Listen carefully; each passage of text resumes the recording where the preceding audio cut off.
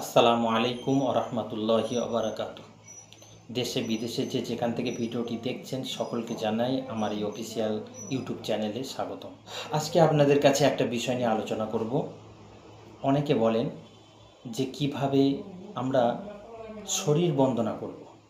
Islamic নিয়ম অনুযায়ী শরীর বন্দনা কারে বলে এবং কিভাবে করব। আমি আপনাদেরকে প্রথম বলব, শরীর বন্দনা এমন একটি জিনিস, জিন ভূত প্রেত যেটাই বলেন, আল্লাহ পাক সকলকে সৃষ্টি করেছেন। তো জিনের আসর থেকে বাঁচার জন্য এবং মানুষের বদনজর থেকে বাঁচার জন্য একটা ভাইটাল বিষয় হচ্ছে নিজের শরীরটাকে বন্দনা রাখতে হয়। কারণ মানুষের বদনজর এটা অত্যন্ত খারাপ জিনিস। জিনের বদনজর অত্যন্ত খারাপ জিনিস। একটা মানুষের সুফল থেকে কুফলে নিয়ে চলে যায় একটা বদনজর। বদনজর মৃত্যুরও কারণ হতে পারে। সেই জন্য বদনজর থেকে নিজেকে বাঁচানো অত্যন্ত জরুরি।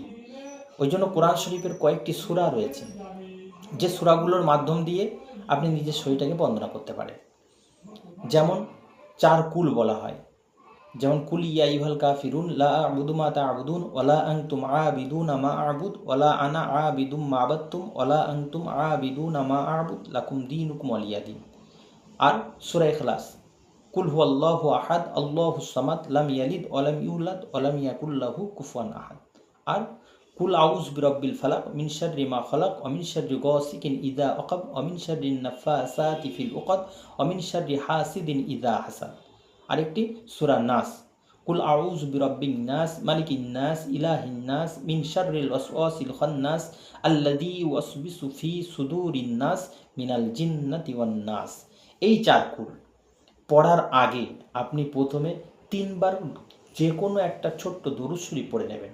তারপর আয়াতুল কুরসি, আল্লাহু লা ইলাহা ইল্লা হুয়াল হাইয়ুল কাইয়্যুম লা তা'খুযুহু সিনাতাও ওয়া লা নাওম লাহু মা ফিস সামাওয়াতি ওয়াল আরদ মান দাল্লাযী ইয়াশফা'ু ইনদাহু ইল্লা বিইযনি ইয়া'লামু মা বাইনা আইদিহিম ওয়া মা খালফাহুম ওয়া লা ইউহীতুনা বিশাইয়্যিম মিন ইলমিহি ইল্লা বিমা শাআ ওয়াসি'a কুরসিয়্যুহুস সামাওয়াতি ওয়াল আরদ ওয়া লা ইয়াউদুহু হিফযুহুমা ওয়া হুয়াল আলিয়্যুল আযীম। প্রথমত আপনি খেয়াল রাখবেন দরুদ শরীফ 3 বার, তারপর আয়াতুল কুরসি 1 বার, তারপর 4 কুল 1 বার।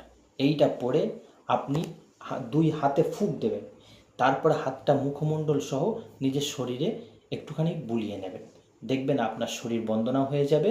আপনার মানুষের যতই হিংসুক মানুষের বদনজর পড়ুক না কেন বা কোনো শত্রুর বদনজর পড়ুক না কেন, আপনার দেহে কোনো রকম তার প্রতিক্রিয়া আসর করবে না এবং জিন্নিয়াতেরও কোনো বদনজর আপনার দেহে আকর্ষণ নেবে না।